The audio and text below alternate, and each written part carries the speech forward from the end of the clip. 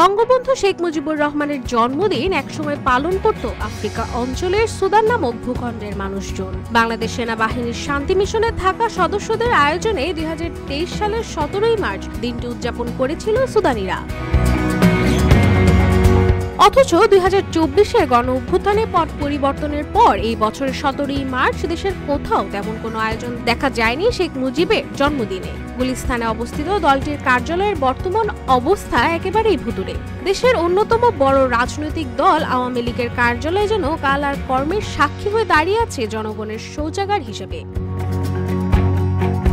2023 সালে তৎকালীন সেনা প্রধান জেনারেল এস.এম. শফিউদ্দিন আহমেদের নির্দেশনায় সুদানের শান্তি রক্ষা কার্যক্রমে নিয়োজিত বাংলাদেশ কন্টিনজেন্ট সেনাবাহিনীর নিজস্ব অর্থায়নে আয়োজিত অনুষ্ঠানে বঙ্গবন্ধুর প্রতি শ্রদ্ধা জানিয়েছিল সুদানিরা। সুদানি জনগণের জন্য এক ফ্রি মেডিকেল ক্লিনিক স্থাপন করেছিল বাংলাদেশের সেনাবাহিনী। সেই ক্লিনিকের এক অনুষ্ঠানে সুদানিরা বঙ্গবন্ধুর 7 মার্চ ভাষণের অনুকরণ করে তাকে শ্রদ্ধা জানিয়েছিল।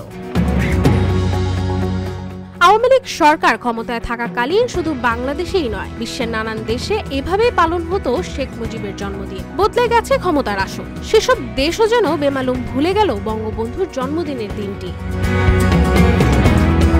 বাংলাদেশে বঙ্গবন্ধুর জন্মদিন পালনে ছিল না কোনো অনুষ্ঠান আয়োজন। নিষিদ্ধ সংগঠন ছাত্রলীগের পক্ষ থেকে ঝটিকা মিছিল বের হলেও তার স্থায়িত্ব ছিল মিনিট কয়েক। পুলিশের গাড়ির সাইরেনে শব্দের দিকবিদিক পালাতেও দেখা গেছে দলটির নেতাকর্মীদের।